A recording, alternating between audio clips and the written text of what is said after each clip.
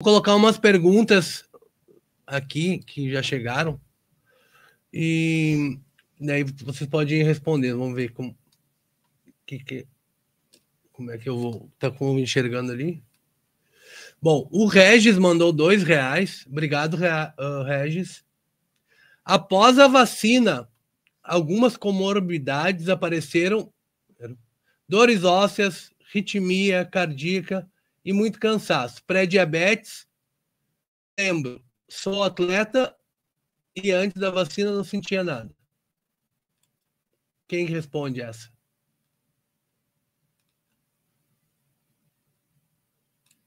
Espera aí só um pouquinho. Vamos assim. Quem pode? Não direcionou. Posso comentar um pouco? Pode ser, pode. Um pouco respondendo a essa pergunta e anterior que foi feita. Só comentando assim, o que já foi reconhecido como evento adverso pelo próprio Ministério da Saúde do Brasil. Nós temos 3 notas técnicas de investigação de 3 tipos de eventos adversos.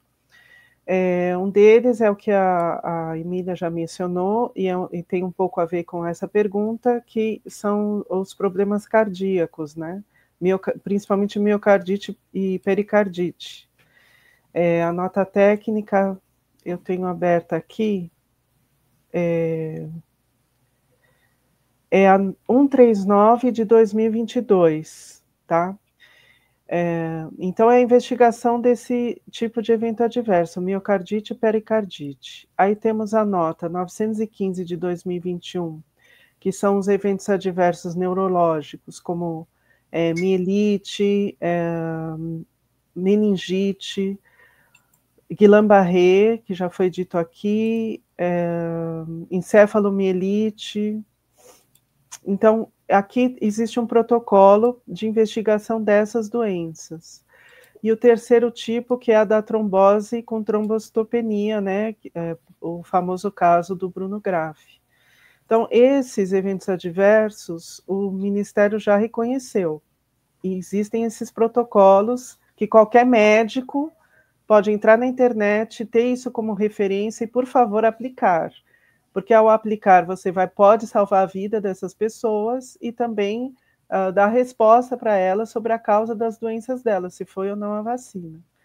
Só que além desses tipos, que são os mais conhecidos, são muitos outros. A gente já tem mais de 3.500 estudos científicos e estudos de casos sobre eventos adversos.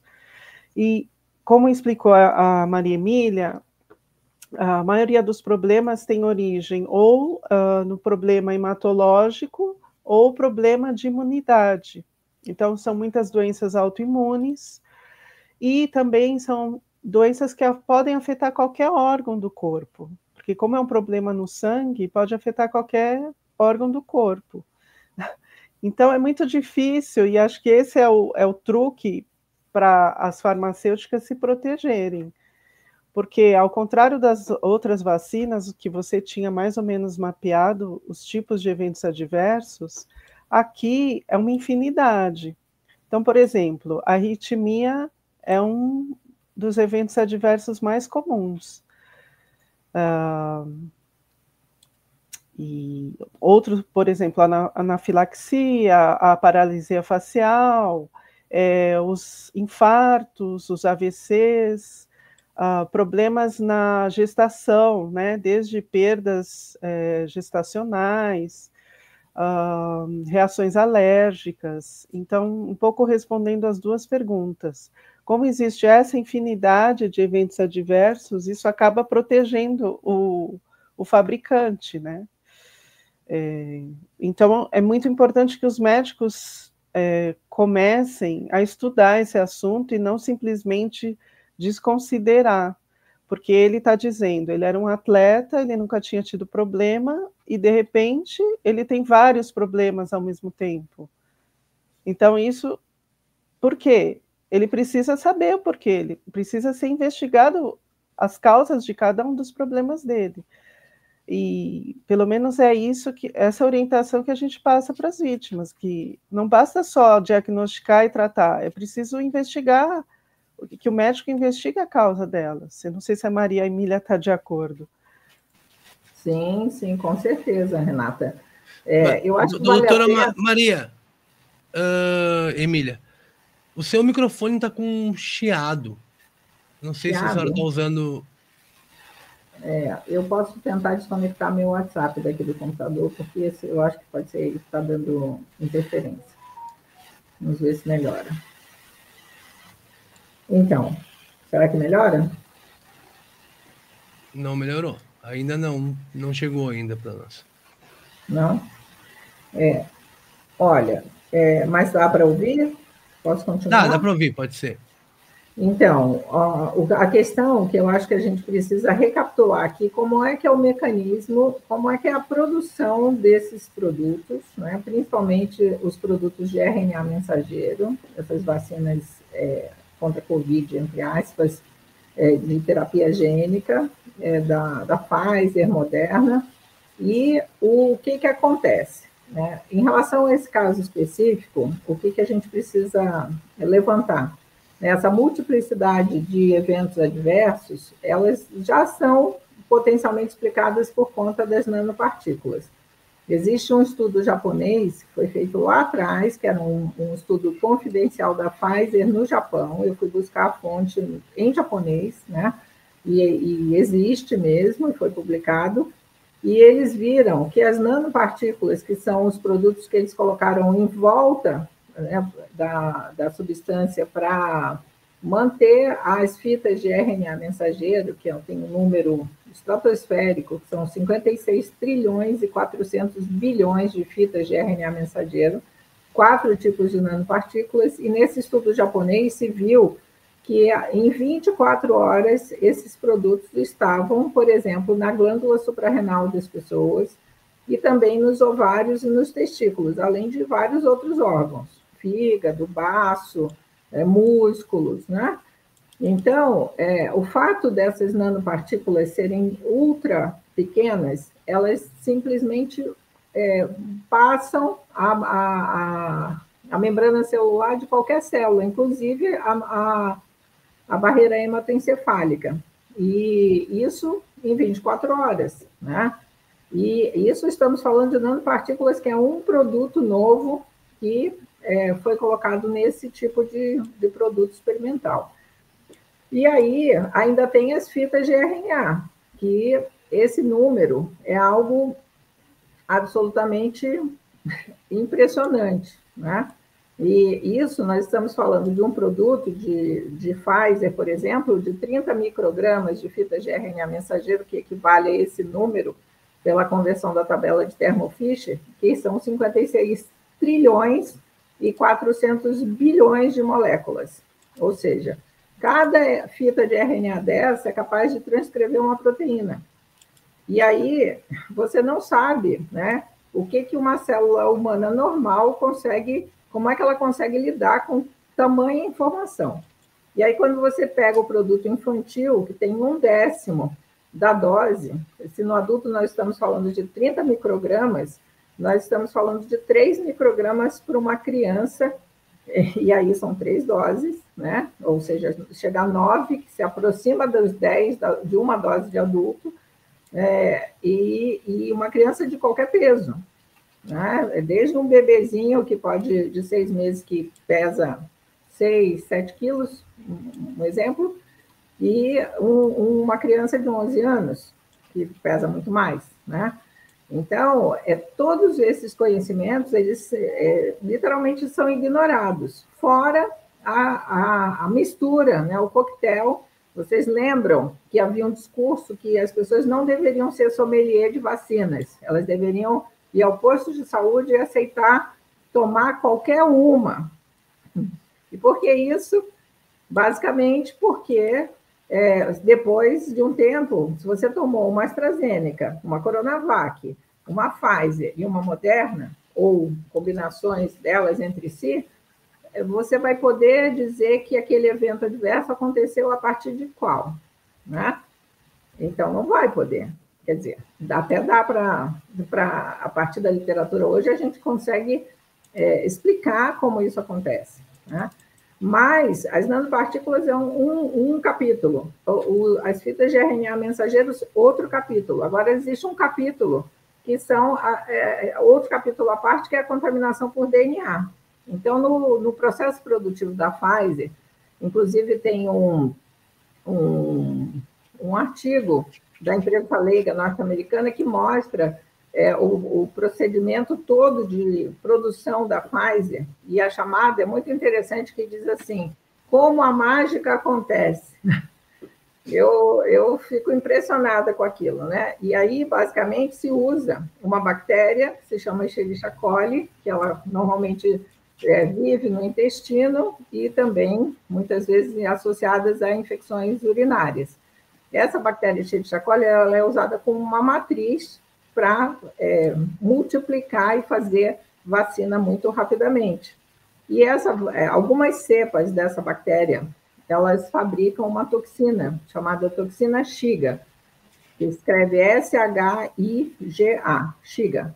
Né? E essa toxina Shiga, ela é associada com síndrome hemolítica urêmica, lesão renal. Então, várias pessoas que têm problemas relativamente em pouco tempo, de 6 a 8 horas depois da inoculação, elas apresentaram essa intoxicação por essa toxina Shiga, né? E isso está na literatura também, né? E outro ponto importante que precisa ser lembrado é que, digamos assim, eu tenho meu calendário vacinal todo certinho. Uma criança, por exemplo, né, tomou todas as vacinas da infância recomendadas pelo Ministério da Saúde, os pais levam frequentemente no posto de saúde, tudo bem, entre aspas. E aí, essa criança recebe uma vacina Pfizer.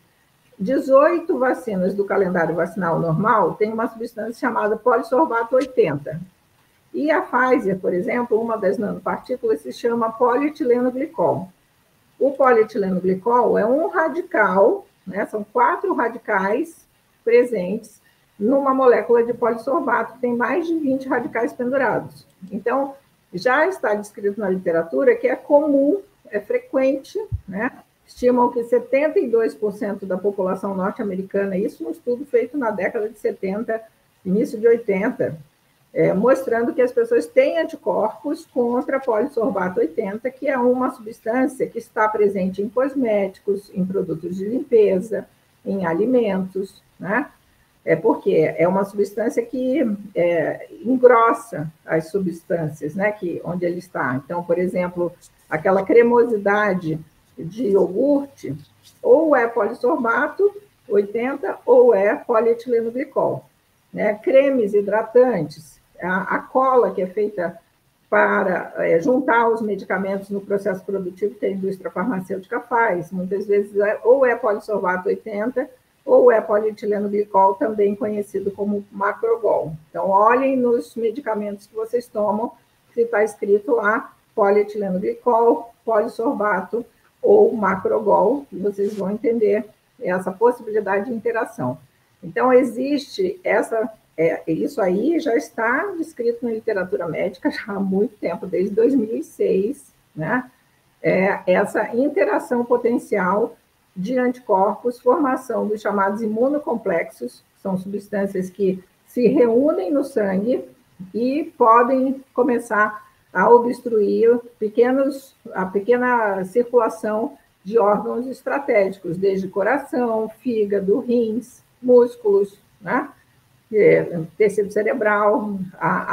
Já há conhecimento que o polissorbato se deposita em determinados pontos do sistema venoso cerebral, facilitando a ocorrência de tromboses, ele carreia substâncias, ele facilita a ação tóxica do alumínio, que também está presente em várias vacinas do calendário vacinal.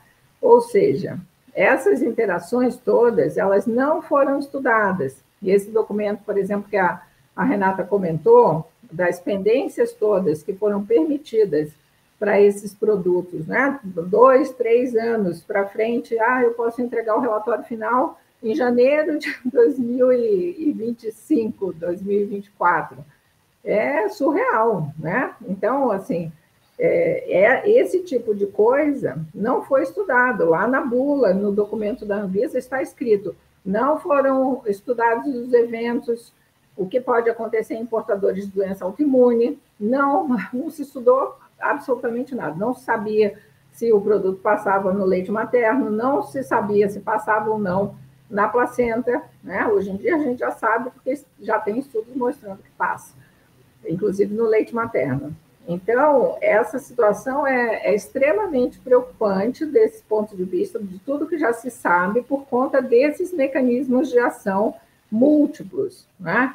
Então, uma pessoa anteriormente saudável, atleta, né? Supõe-se que um atleta é uma pessoa que está acostumada a demandar do seu corpo, faz corrida, faz musculação, nada, né? Tem todo um treinamento, um condicionamento físico para suportar o nível de estresse oxidativo que é gerado pela própria atividade física mais extenuante. Agora, quando ele começa a apresentar dores ósseas, arritmia, cansaço, esse cansaço é a queixa desse artigo que eu comentei do PET-CT, do exame que foi feito nos pacientes oncológicos, né, e controle, que se viu que havia uma demanda de cerca de 46% a mais de gasto de energia pelo coração para dar conta de mandar sangue para frente. Então, é um absurdo completo e irrestrito esse tipo de coisa que está acontecendo. Quer dizer, todos esses mecanismos já são conhecidos. Ninguém está aqui, e eu não estou aqui, né? E é bom lembrar também que estou aqui como médica, eu sou qualificada para falar, eu estudei perícia médica, eu faço laudo de perícia médica, inclusive de autópsias, já acompanhei várias, e respondo por vários laudos das pessoas que apresentaram eventos adversos ou familiares de pessoas que morreram por conta disso, e foi possível comprovar o nexo causal. Então, e outra coisa, o médico, ele tem obrigação, isso está no capítulo 1, inciso 13º, ele tem obrigação de notificar as autoridades sobre situações que potencialmente ameacem a população, a saúde pública, né? Então, isso é absolutamente necessário a gente ter espaço para falar. É ao contrário do que aconteceu, né? Eu fui perseguida, cancelada, 19 sindicâncias no CRM de São Paulo, estou aí toda com frequência respondendo, fazendo relatórios, advogado contratado para fazer isso, mas eu não volto atrás em nenhum milímetro, em nada do que eu disse, porque não é possível. Isso é contra qualquer condição, né, de respeito aos valores humanos, né, à vida humana. Então, eu não posso me contradizer, porque nem seria possível diante das evidências crescentes que só se acumulam. Como a Renata falou, esse número de mortes, né, desse banco de dados do VAERS norte-americano é algo assustador. Imagine você ter a soma de todas as guerras que os Estados Unidos já passaram na vida, e esse número ainda ser maior do que todos os óbitos registrados em 3 guerras. É uma loucura isso. Então, nós temos que tomar uma atitude e fazer algo enquanto dá tempo. Tem uma pergunta que já perguntaram aqui sobre a sua perseguição. Agora tem uma pergunta para a doutora Renata Vasconcelos. O Garcia mandou R$10, obrigado. Como saber qual caso deve ser notificado e como notificar? Obrigado. Não, exatamente o que a gente comentou. Se a pessoa estava saudável, e principalmente se ela passou logo depois da vacina apresentar um desse tipo de reação, principalmente as mais comuns, que já estão assim reconhecidas, ele tem que notificar na Anvisa, né, preferentemente no Vigimed, ele procura Vigimed notificar, e também no lugar de vacinação dele, porque como a Magalhães explicou no começo, não temos um sistema unificado de de farmacovigilância. Então, a gente sempre recomenda que você notifique nos 2 lugares, tá? Então, basicamente é isso, são esses eventos adversos que a gente tem já reconhecidos, né, que é trombose, é miocardite, arritmia, problemas neurológicos, mas os outros não se descarta. Por exemplo, é muito, muito raro que uma criança tenha um AVC ou um problema renal grave se antes da vacina ela era saudável. Isso precisa ser notificado, porque é preciso que as pessoas entendam que a notificação ela é um pedido de investigação. Para isso existe a vigilância epidemiológica, para investigar e ver exatamente assim, da onde vêm os problemas de saúde, né, pública. E, então, é um pedido de investigação, não é que você está dizendo, olha, eu afirmo que foi a vacina que causou. Então, é um pedido de investigação, e as pessoas não têm que ter medo de fazer essa notificação, porque eu acredito que tenha sido da vacina, porque antes eu era saudável, e eu comecei a apresentar esse problema grave, então eu tenho que notificar, porque eu quero saber exatamente a causa, né? E os médicos precisam também saber orientar essas pessoas. Eu vejo assim que no Brasil os médicos ainda estão muito mal informados, mesmo com toda a informação que está circulando na internet. Quando chega uma vítima com esse tipo de dúvida, a gente tenta dar a informação para ela levar ao médico, e o médico está resistente a receber a informação. A gente já teve casos de vítima que o filho estava internado na UTI de um hospital com problema de hemorragia no cérebro, e a gente encaminhou a nota técnica, olha, pode ser que seja isso, porque ele tomou a vacina há pouco tempo, né? E houve resistência por parte do hospital a receber essa informação, que é uma informação oficial do Ministério da Saúde. Então, assim, dentro dessa dificuldade que a gente vive no nosso país, infelizmente, então as pessoas têm que ser fortes e têm que procurar se alimentar da maior parte de informação e não deixar de notificar, porque, de novo, notificação é um pedido de investigação, é um serviço público que nós temos direito, afinal, nós financiamos toda uma estrutura gigantesca, né, desde a Anvisa até as vigilâncias dos estados e municípios que existem para nos servir. Então, é o que a gente orienta. Se vocês não tinham esse problema, passou a ter a partir da vacina, então, pelo menos notifique, né? Porque, afinal, até a dor no braço tem que ser notificada. Tem muita notificação de dor no braço. Seria um evento não grave, mas ele também é notificado. Agora, os eventos graves realmente precisam ser notificados, né? Então, a gente faz essa orientação. Uma é notificar na Vigimed, que é o sistema da Anvisa, e outra é notificar no lugar de vacinação ou lugar que você recebeu o tratamento, né? Hospital, UPA, eles fazem essa notificação que entraria no sistema do ESUS. Então, essa é a orientação. Na verdade, é importante que essas notificações sejam feitas, porque, assim, como existe a medicina baseada em evidências, né, dona Maria Emília? A vacinação e os efeitos deletérios dela, eles também devem ser informados a quem determina o processo, por N razões. Primeiro que a ausência de dados efetivos impõe a continuidade de um processo vacinal. Esse é um ponto, né?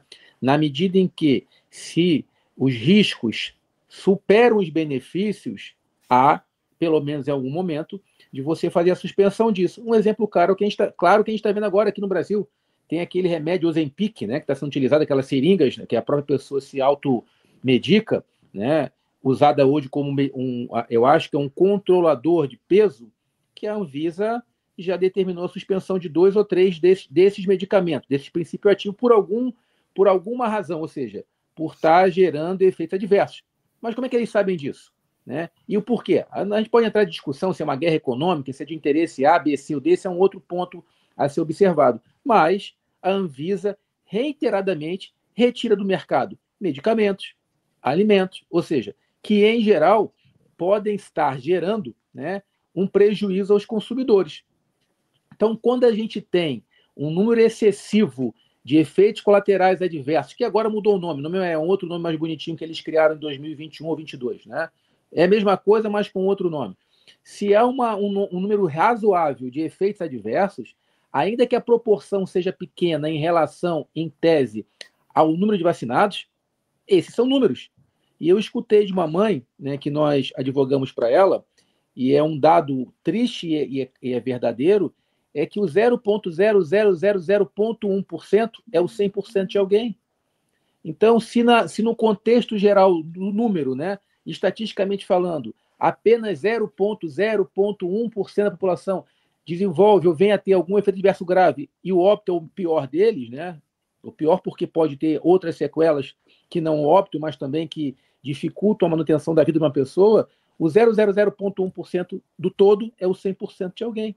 Então, se a pessoa tem ciência disso, ela não notifica, ela também não pode depois cobrar do poder público algum tratamento que ela eventualmente não conseguiu nem dar início à demonstração de alguma existência de correlação entre o fato e o efeito.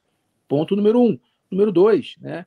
A Renata, no começo da fala dela, trouxe aqui o debate de que os pais estão sendo compelidos a se vacinar, inclusive de Covid, crianças de 6 meses a 5 anos, vamos colocar assim, né? Essa coerção, se eventualmente, por exemplo, o pai teve algum efeito adverso na vacinação da Covid e não fez constar no seu prontuário médico isso é um elemento que ele não pode, ou dificilmente ele vai argumentar numa eventual defesa do seu filho.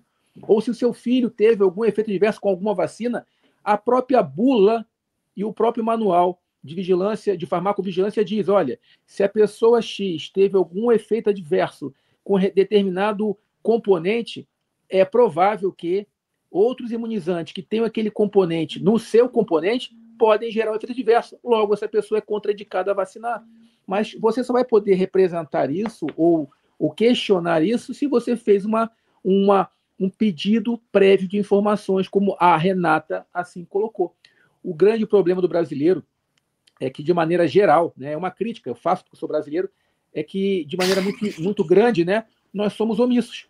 Nós deixamos para o outro fazer aquilo que nos compete. Nós delegamos a terceiros uma obrigação que é nossa. E depois nós cobramos, às vezes, desse próprio terceiro algo que nós não fizemos, querendo que alguém nos traga uma receita ou então uma solução mágica, sendo que nós não contribuímos no sentido do exercício de uma ação, e não falo aqui uma ação judicial, mas uma ação no sentido de movimento, por algo que a gente deveria fazer em buscar um direito que nos assiste. É por isso que hoje nós temos números tão diversos, né? Subnotificados, pessoas aí com problemas de saúde, que o Estado não consegue, às vezes, nem prover uma dipirona, mas determina que agora o Estado comprou mais 57 milhões ou 52 milhões de doses da Covid para serem ministradas até 2027, sem que os estudos de fase 3 tenham sido executados. Então, a gente não sabe o resultado efetivo disso, mas tem muita gente se beneficiando disso. Inclusive, a Organização Pan-Americana, a OPAS, né, que recebe 5% de cada transação. Esses dados são dados públicos, são dados que constam em legislação, em decreto, e aí eu reforço aqui a posição da doutora Maria Emília. Nós temos 513 deputados federais, 81 senadores, uns 10 mil, sei lá, talvez, 10 mil, mas pode ser muito, mas pelo menos uns 1.500 deputados estaduais, e a gente vê pouca representatividade, inclusive com o uso das prerrogativas que esses parlamentares têm de fazer solicitação de informações nos seus níveis, né? Os vereadores aos secretários municipais de saúde, os deputados estaduais aos secretários estaduais de saúde e os deputados federais e ou senadores ao ministro da Saúde, ou então o diretor-presidente da Anvisa. São informações que, se tivessem condensadas, compiladas, colocado uma matriz estatística, talvez, né, nós tivéssemos aí essa correlação entre a vacinação de 2021 para trás com a vacinação de 2021 para frente, e aí correlacionando se há alguma relação clara, algum nexo de causalidade entre causa e efeito, ou seja, de vacinação com os efeitos adversos que as pessoas estão percebendo de uma maneira muito clara nos últimos tempos. Doutor Eduardo, a Andresa mandou aqui. Como estão as decisões judiciais e as condenações? Tem alguma... Nós temos conhecimento, pelo menos eu tenho conhecimento de 5. Veja só, 5. E eu acompanho, falando do ponto de vista da condenação, né, seja da fabricante ou do governo federal ou estadual, eu tenho conhecimento de apenas 5 ações judiciais. Uma no Rio de Janeiro, que envolveu uma promotora de justiça e o seu filho ou sua filha, o óbito de 2 pessoas.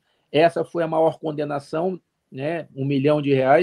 Para quem acha que isso é dinheiro, se me trata de vida, eu não acho que é, mas é a maior condenação em valor pecuniário. Obviamente, cabe recurso e decisão ou revisão disso no Tribunal de Justiça do Rio de Janeiro e depois nos tribunais superiores.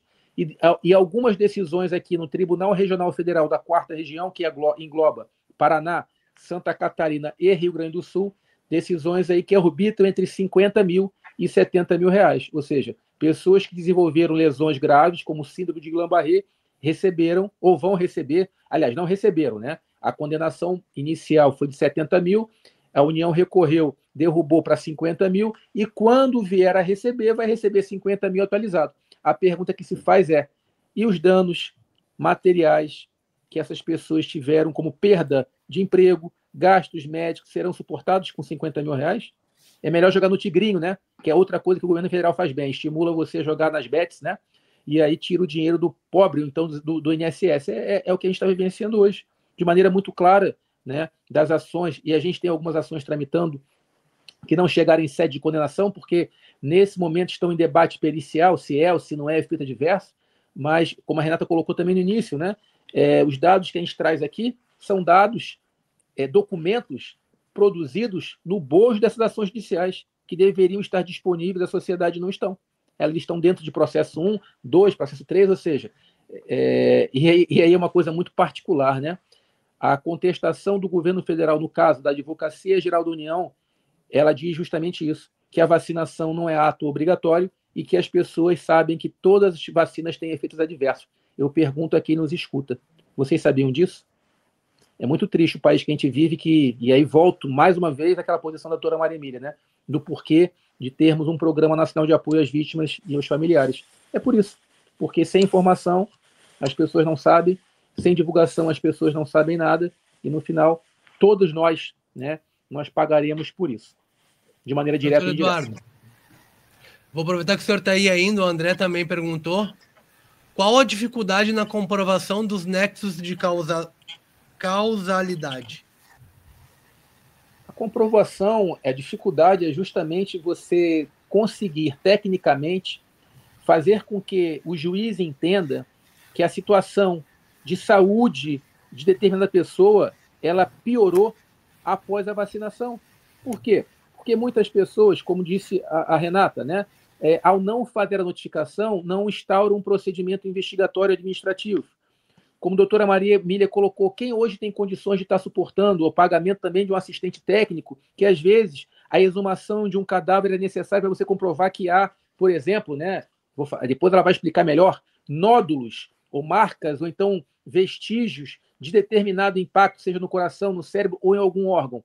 Então, não é simplesmente você pegar uma nota técnica, juntar uma com a outra e dizer o seguinte, olha, essa pessoa teve um efeito adverso, porque você tem que tecnicamente comprovar, e aí é o grande problema, porque quando você trabalha com o direito do consumidor e tem o princípio que é a inversão do ônus da prova, ou seja, quem tem que dizer que eu não fui vítima de determinado ato é o fabricante, o vendedor, o produtor, né? Artigo 14º do Código de Defesa do Consumidor. Nesse caso, você trabalhar com a inversão do ônus da prova é difícil. É você que tem que comprovar que houve uma relação de causalidade, né?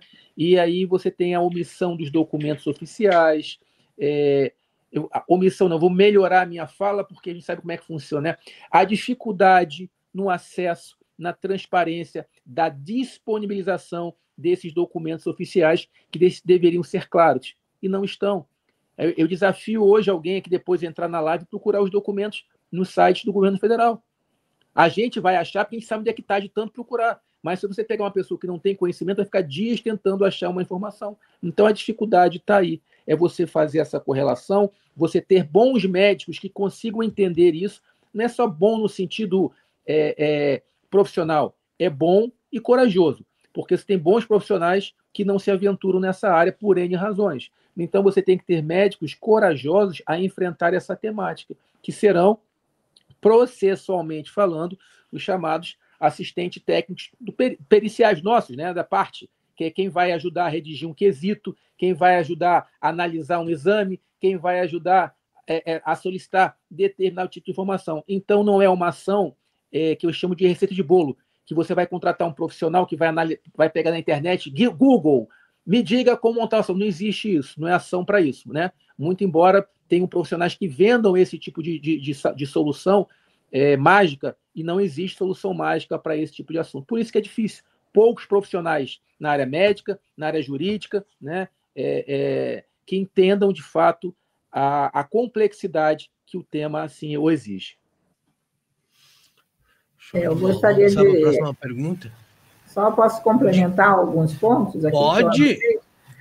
É o seguinte, eu acho que vale a pena explicar também um pouco sobre o processo, como aconteceu a colocação desses produtos ditos vacinas contra a Covid no mercado, né? Vocês se lembram que a pandemia foi decretada no início de março, lá pelo dia 11, e depois, no final de abril daquele ano, né, 2020, já existiam 3 protótipos de vacinas contra a Covid. E no final de abril, a Pfizer era uma delas. E aí, em novembro, a Pfizer foi a primeira a ser aprovada para colocação no mercado. Do mês de dezembro de 2020 a fevereiro de 2021, e lembrar que a vacinação começou praticamente no mundo todo em janeiro, né? Em alguns países da Europa, em dezembro ainda, tipo Portugal, no final de dezembro. E quando essa vacinação estava começando, existiu um relatório de 90 dias, de dezembro de 2020 a fevereiro de 2021, tá?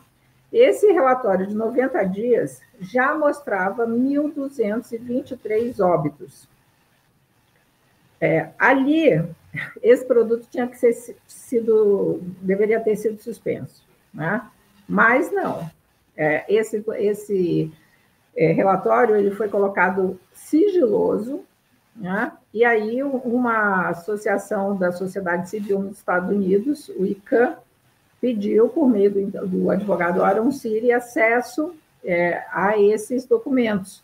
E esse documento, finalmente, um juiz autorizou a liberação dos documentos e mandou liberar, né? O FDA queria deixar com um sigilo de 75 anos. Imaginem. Em 75 anos, todos os inoculados já teriam morrido e nenhum processo seria feito, certo? E aí, o que aconteceu?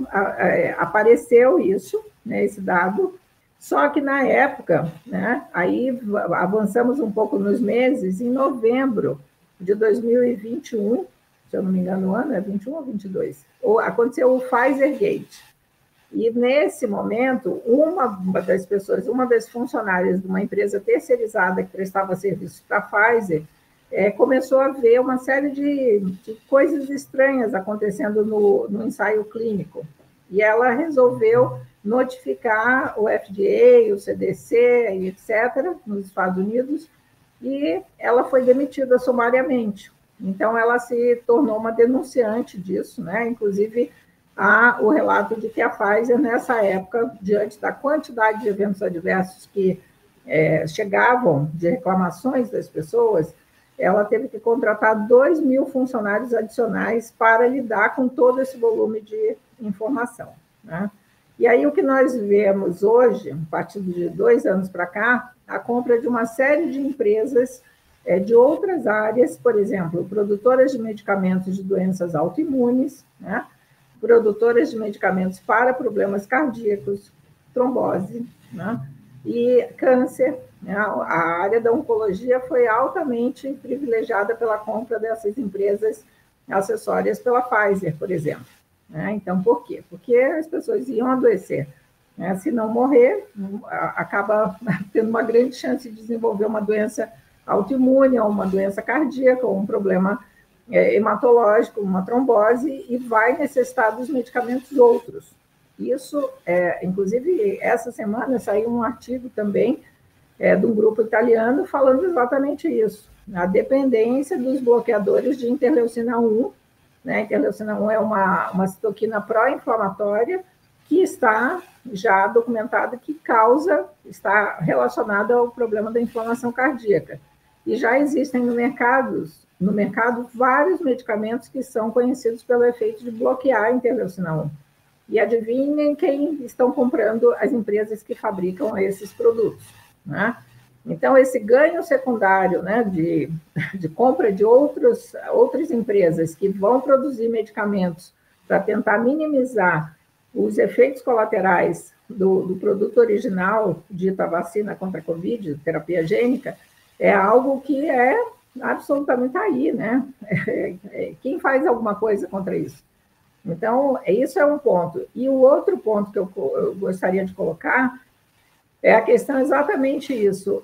Nesse período curto de 7 meses, em 2020, desde final de abril até novembro, quando sai o primeiro registro da Pfizer, em 7 meses, isso, teoricamente, disseram que havia sido concluído o estudo de fase 3. São 3 fases clínicas, né, até que o produto consiga pedir registro nas agências sanitárias de regulação.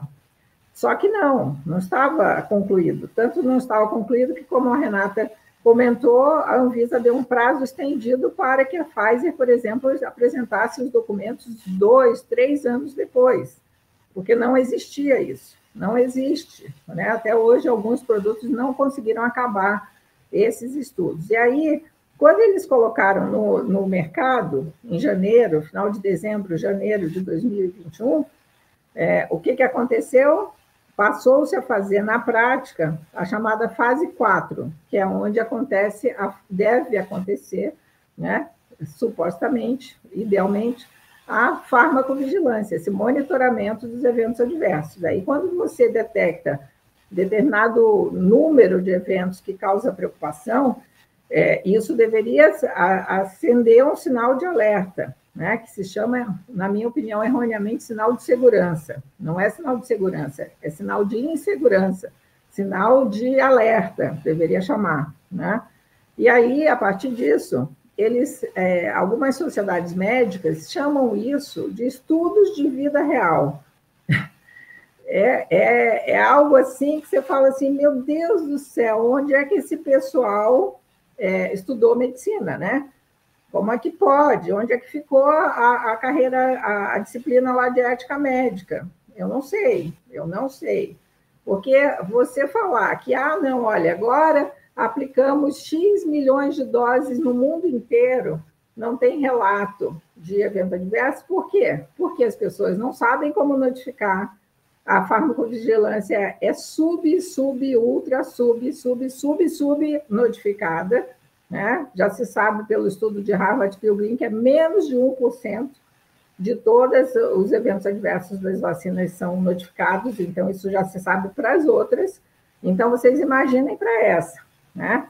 E assim, na prática, como as Renatas sabem, as pessoas que um familiar morre, a última coisa que ela quer pensar na vida é fazer uma notificação. Ela está ali sofrendo do luto, eventualmente se sentindo culpada ou não sabe o que fazer, entra em depressão. Quem é que vai, na prática, pensar, eu vou fazer algo, né, para alertar as pessoas? Pouquíssimas pessoas fazem isso, né, infelizmente. Então, essa situação é dizer que você vai usar um argumento de segurança a partir de estudos de vida real, né? Entre aspas. Quer dizer, na prática, colocaram um produto pouco desenvolvido, pouco conhecido, para uso, aplicação indiscriminada. E outro detalhe, não foi oferecido o termo de consentimento informado. No Brasil, a Anvisa tem um manual que desenvolveu, está disponível, vocês podem buscar, né? Depois, se vocês souberem o nome certinho do manual para eles buscarem, não lembro agora de cabeça, mas é algo assim, guia de autorização para os produtos, para as vacinas da Covid, em caráter experimental, uso emergencial. É algo assim no título, né? E aí, numa das versões desse manual, desse guia, dizia lá que a indústria farmacêutica produtora, que estava registrando o produto, ela tinha que manter na posse dela o termo de consentimento de todas as pessoas que receberam o produto. Eu não conheço nenhuma pessoa, sinceramente, nenhuma, zero, nunca chegou para mim nenhuma pessoa, não sei se vocês sabem, que registram os casos, que tenha assinado um termo de consentimento. E onde é que estão esses documentos? Teoricamente, a Pfizer tem que apresentar. Está lá no manual, no guia, que autorizou o registro definitivo, né? Nos Estados Unidos, no final de novembro, a Pfizer conseguiu o registro temporário. No Brasil, a Pfizer conseguiu o registro definitivo de cara. Por quê? Qual é a diferença? Quando a indústria tem um registro temporário, ela é obrigada a fazer monitoramento ativo, busca das pessoas que têm eventos adversos. Quando ela tem um registro definitivo, essa obrigatoriedade não existe mais. Então, a Pfizer exigiu do governo brasileiro, exigiu da Anvisa que, para vender para o Brasil, ela só aceitaria vender, olha que lindo, se conseguisse, se obtivesse o registro definitivo. Entenderam? Então, Entendi. Isso é impressionante, né? Então, eu acho que essa surreal, situação, né? Precisa ser esclarecida. Inclusive, teve relatório de 3 órgãos do governo brasileiro, na época, contrários à assinatura do contrato da Pfizer, exatamente por cláusulas leoninas. Eu confirmei aqui no contrato, são 200 milhões de dólares. Cada dose custava $2.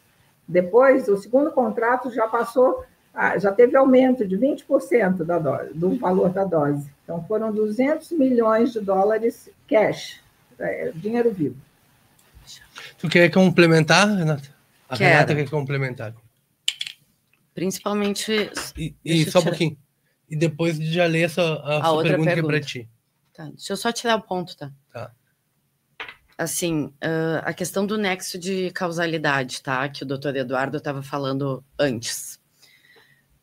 Os comitês de avaliação de nexo de causalidade, hoje, que nós tivemos acesso, que são os responsáveis legais por dizer houve ou não houve nexo causal.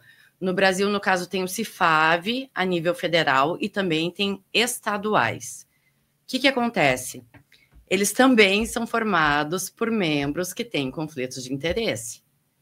Então, quem vai fazer a avaliação, e a gente tem um caso muito famoso de um processo nosso em andamento, em que esse comitê foi uma reunião online de 2 horas para avaliar uma infinidade imensa, de um prontuário imenso de exames, em que tais profissionais carimbaram ser ou não ser nexo de causalidade com a vacina. Só que dentre esses profissionais tinham vários com conflitos de interesses, outros participantes que não eram para estar naquele grupo, jornalista, advogado, membros que não têm como identificar que participaram dessa reunião, enquanto a família não foi convidada a participar desse comitê, digamos assim. Então, tanto na avaliação de nexo causal, nós temos conflitos de interesses, e agora, voltando sempre à questão das aprovações. Da mesma forma. Você já vai responder aquela ali? Pode ler. Vinícius mandou R$12. Obrigado, Vinícius. De que forma ocorrem os conflitos de interesses na aprovação e recomendação dessas vacinas no Brasil? Então, os órgãos que eu vou citar, tanto no âmbito do Ministério da Saúde, da Anvisa e da Conitec, se acompanharem as discussões de aprovação e recomendação dessas vacinas, normalmente são chamados consultores ad hoc, que são especialistas na área para manifestar sua opinião a favor ou contra. Se tu pegar a lista de todos esses órgãos, são sempre os mesmos médicos que são chamados, os mesmos especialistas, e eles trabalham tanto no âmbito federal quanto nas secretarias estaduais fazendo essas recomendações. Então, consultores que deram seus pareceres para a Anvisa, para o Ministério da Saúde e para a Conitec para aprovar essas vacinas. Eu vou citar exemplo, agora eu vou pegar aqui o celular para facilitar. Nós temos um médico, por exemplo, que é da Sociedade Brasileira de Imunizações, vice-presidente à época, tá? Consultor ad hoc da Anvisa, Sociedade Brasileira de Pediatria, membro do CETAI do PNI, da Câmara Técnica de Assessoramento de Imunização do Ministério da Saúde, Governo do Estado de São Paulo como membro da Comissão de Imunizantes, diretor médico do Centro de Imunização tal e palestrante para fabricantes tais como Pfizer, AstraZeneca, Sanofi, Butantan e assim vai. Este mesmo cidadão, ele tem clínica de vacinação, ele é consultor de todos os órgãos oficiais do Brasil que aprovaram, recomendaram essa vacinação. E ainda aparece na Rede Globo. O outro sujeito. Ainda aparece na Rede Globo, a Maria Emília falou. Sociedade... É que eu estou sem o ponto. Eu estou sem o ponto. Sociedade Brasileira de Pediatria, tá? Presidente do Departamento de Imunologia, consultora ad hoc da Anvisa, CETAI e PNI como membro de Câmara Técnica de Assessoramento de Imunização do Ministério da Saúde, Governo de São Paulo como membro da Comissão de Assessoramento de Imunizações, diretor de Clínica de Vacinas, que eu não vou dizer o nome da clínica, né? Membro do Conselho Consultivo de 4 fabricantes de vacina, Pfizer, Janssen, Sanofi, GSK, palestrante da Pfizer, Janssen, Sanofi, GSK, Takeda. Então, assim, ó, esses todos, eles tiveram a sua contribuição no âmbito nacional brasileiro para a gente seguir com essa insanidade dessa vacinação. E sempre que nós questionamos esses órgãos a respeito de haver conflitos de interesse, tanto que o CFM, a Emília até pode me corrigir se foi uma portaria que saiu de 2024 para 2025, de que os médicos teriam que passar a declarar seu conflito de interesses. Eu não sei se isso já está em funcionamento, mas acredito que não, porque senão a gente já teria muito mais dados do que se tem hoje. E para encerrar sobre conflitos de interesse, o que ninguém fala também são de mecanismos conhecidos como porta giratória e captura regulatória, em que membros trabalham entre poder público, desses órgãos de aprovação de vacinas, e também para os fabricantes em alguma escala. Ele participa, por exemplo, do Butantan, lá durante o processo de desenvolvimento e aprovação de uma vacina, aí depois ele vai para a Anvisa, aí depois ele vai para um órgão internacional financiado por fabricante de vacina. Então, quer dizer, eles transitam todos esses funcionários, eles transitam do poder público e do poder privado, conforme os interesses. Ministério da Saúde também como premiação. Então, isso não é só no Brasil que acontece. Tu colocares um membro de uma Anvisa e depois tu levar ele internacionalmente para assumir um cargo muito importante de uma organização, ONG ou afim, que seja financiada pela indústria farmacêutica. Então, isso é uma coisa que o brasileiro tem que ter conhecimento, que é a porta giratória e a captura regulatória. Muito bom, vamos lá. Para a doutora Emília, aí, ó. A senhora vem sofrendo muita perseguição por conta da sua atuação nos últimos anos? O que você acha? Bom, eu vi muitas dessas. Bom, isso é normal, né? Esperado. Quer dizer, não deveria ser, né? Porque estou na minha função de cumprindo o Código de Ética Médica, como eu já comentei. Inciso 13º do capítulo 1 do Código de Ética Médica vigente. E o médico tem a obrigação de notificar as autoridades. E eu fiz isso, né? Entreguei material diretamente nas mãos do presidente Bolsonaro, quase 500 páginas Notifiquei a Casa Civil, o ministro Onyx Lorenzoni, geramos documentos variados, assinados por quase 400 médicos, para membros do judiciário. Então, assim, não foi por falta de aviso, né? E, obviamente, eu recebi uma série de questionamentos do que se chamam sindicâncias ex officio, que são gerados pelo próprio CRM de São Paulo, me questionando, inclusive uma notícia totalmente fraudulenta que a UOL fez a meu respeito. Eles ligaram aqui no meu consultório, perguntaram o valor da minha consulta, e outros 2 médicos que ofereciam o chamado detox de vacina, que eu sempre fui contra e falei contra esse termo e esse tipo de abordagem. Isso não é papel de médico ficar sério, fazer esse tipo de promoção, né?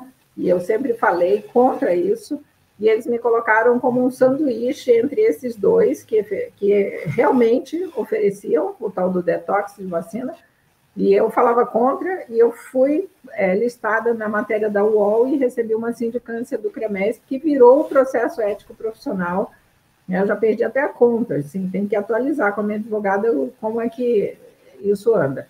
Mas, assim, é uma perseguição brava. E agora, recentemente, eu fiz um projeto de pesquisa, recentemente, em 2023, tá? Em julho, foi aprovado pelo Comitê de Ética, né? Ou seja, ganhamos o status de projeto de pesquisa aprovado sobre os eventos adversos ligados às vacinas contra a Covid, e começamos a pedir os dados. Pedíamos acesso para o banco de eventos adversos, tanto da Anvisa, do Ministério da Saúde e do Vacivida do Estado de São Paulo. Na época, tive contato pessoal com o governador Tarcísio, que me prometeu liberar os dados, não deu, né? Ele, inclusive, me disse uma coisa interessante. Ele disse que ia consultar a equipe dele de saúde e depois me retornou dizendo que eles não gostavam das minhas opiniões. Aí eu falei, olha, não se trata de opinião, eu tenho um projeto de pesquisa registrado e eu quero acesso aos números, né? Vamos processar os números para ver o que sai dali, né? Pode ser que prove que não tem nenhum problema, que as vacinas são maravilhosas. Mas na hora que a senhora apoiou a eleição dele e da equipe, eles gostaram, né? Gostaram, né? Gostavam, né? Então, mas aí ele falou assim para mim, olha, entra na justiça e pede. Aí eu fiz isso, né? Eu falei, bom, vou fazer uma ordem, um pedido judicial e pedindo acesso ao banco de dados do Estado de São Paulo. Porque, pasmem, né? Todo o movimento de eventos adversos do Estado de São Paulo, que é o estado mais populoso do Brasil, não vai para o banco de dados nacional. Então, ou seja, que raio de notificação é essa? Que números são esses, né? E aí, qual não foi a surpresa? Que, além deles negarem, eu recebi uma condenação com bloqueio judicial na minha conta bancária pessoal para pagar 6.500 e poucos reais de sucumbência, né? Eu perdi a ação, eu pedi acesso ao banco de dados, aí eu perco a ação e ainda tive que pagar 6.500 reais do meu dinheiro pessoal, né? Eu fiz... comuniquei isso, as pessoas me ajudaram, depositaram, a gente cobriu o valor, né? Eu pedi ajuda, porque eu não acho o fim da picada eu ter que pagar sozinha para pedir um dado que é público. E eles fizeram isso, né? Então, é surreal uma coisa dessa. E essa perseguição, ela passa, eu falo até que eu criei o meu descurrículo. Tem um currículo oficial e tem o descurrículo, né? Que eles me chamavam de negacionista, de médica bolsonarista, de mentirosa, né? Criadora de fake news. Faltou pouco para me chamar de coisa pior, né? Mas, assim, eu participei de quase 50 audiências públicas naquela época do passaporte sanitário. E o que aconteceu foi que eu durmo tranquila.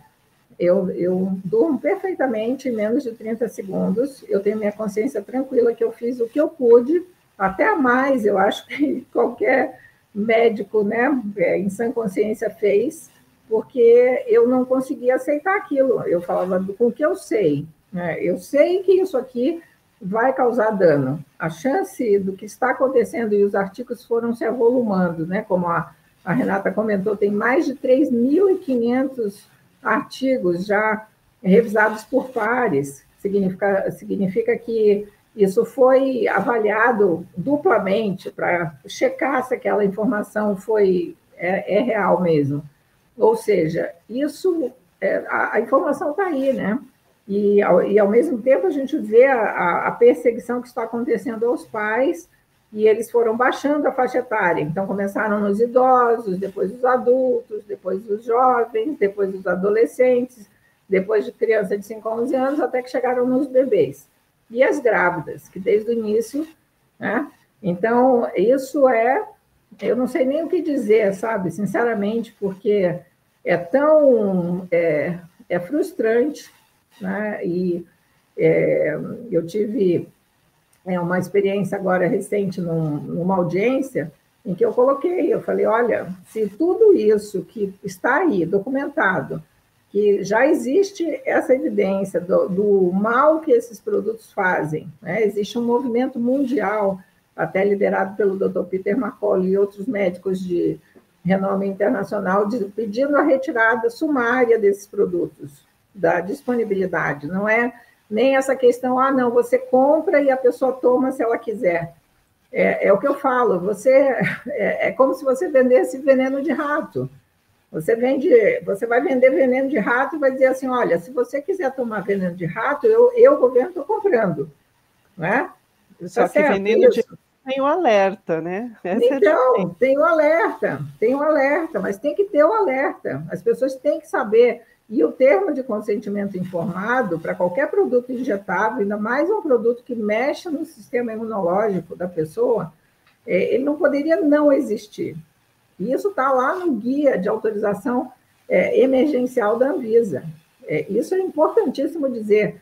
E havia, numa das versões desse guia, tem 4 ou 5 versões, numa das versões constava que a indústria farmacêutica que estava propondo o pedido do registro, ela deveria manter os termos de consentimento informados assinados das pessoas que receberam. Vocês entendem? E onde estão esses termos? Quem assinou? Né? Eu não conheço nenhum paciente que tenha assinado nenhum termo de consentimento, zero. Nenhum que me tenha... Oi, Emília. Né? Só a gente lembrando uma coisa aqui. A vacina Pfizer infantil, que a gente estudou juntas, né, exaustivamente, foi uma mera extensão da aprovação de uso da adulta. Isso não pode ser esquecido também. Sim. Gurias, e o detalhe é o seguinte, o produto infantil, a tal Pfizer Baby, ela é diferente em composição. Então, você imagina, você pega um produto de adulto, que tem 30 microgramas e tem as nanopartículas e tem uns recipientezinhos ali. A Pfizer Baby, ela tem 1/10 da dose e ela tem 2 produtos novos, que é a trometamina e o cloridrato de trometamina. Isso aí já se sabe que tem risco de necrose do fígado fulminante, né? Tem outros problemas de interferência com a proteína beta-amiloide, que tem risco de alteração das sinapses nervosas. Então, você imagina colocar um produto desse numa criança em desenvolvimento neurológico. Os primeiros 2 anos são críticos, né? O período embrionário e os 2 anos iniciais, né? Que a gente chama os 1000 dias de ouro. Ou seja, isso é um absurdo completo, né? E aí não houve análise independente do produto. Então, um produto entre aspas, vacina contra a Covid para adulto da Pfizer, com 30 microgramas e uma composição X, e a Pfizer Baby tem 1/10 da dose e 2 produtos novos, eles deram um registro, a Anvisa concedeu o registro simplesmente continuando. Quer dizer, são produtos diferentes, nunca poderiam ter dado registro em continuidade. Isso é absurdo completo, né? Então, e o detalhe, toda a documentação que a Anvisa analisou foi fornecida em forma de documentos, papéis, pela própria indústria farmacêutica interessada no registro e analisada por esses profissionais ad hoc, né, que a Renata comentou dos conflitos de interesse, que estão em vários níveis, né?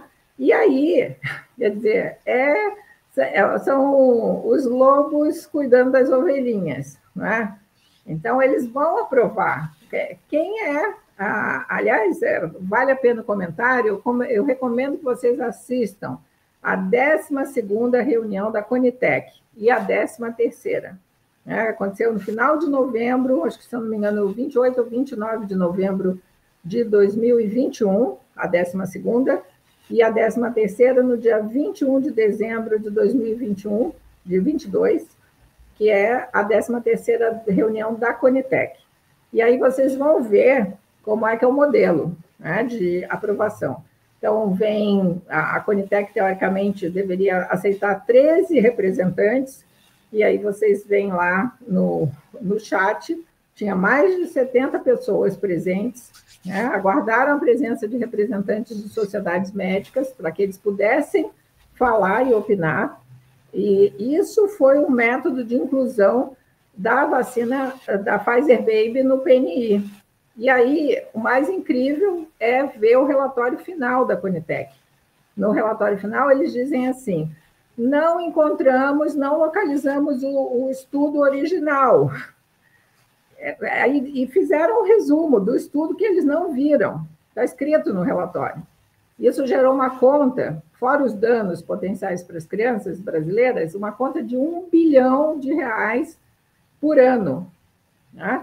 E o detalhe, não tinha preço na comissão de medicamentos. Também, só por isso o produto não poderia ter sido analisado. Só que aí fizeram essas reuniões a toque de caixa, depois elaboraram uma portaria que dizia que podia fazer o preço depois. Como é que a Conitec, que é a Comissão Nacional de Incorporação de Novas Tecnologias do Ministério da Saúde, como é que ela vai avaliar, inclusive, o impacto financeiro no orçamento da saúde pública no Brasil, sem saber o preço, sem ter preço definido? Então, eles estimaram o preço pelo produto adulto, entende?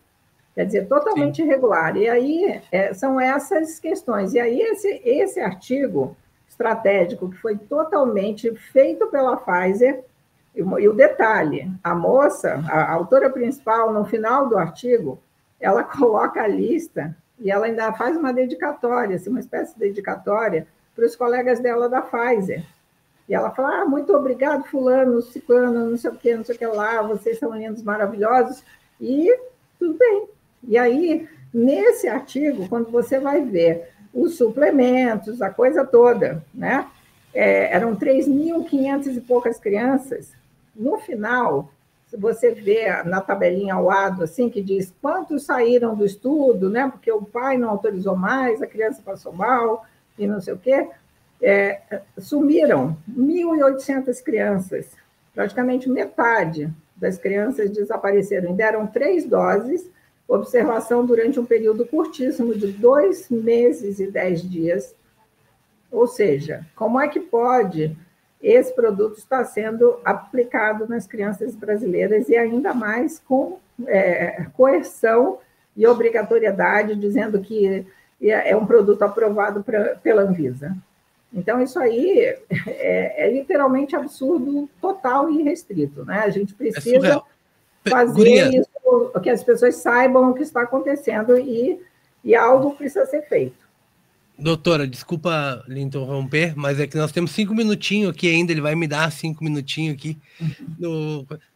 O Celso pergunta aqui que ele tomou 2 doses da Coronavac e correu tudo bem. Quando tomou a 3ª dose da Pfizer, passou mal e desenvolveu uma artrose degenerativa.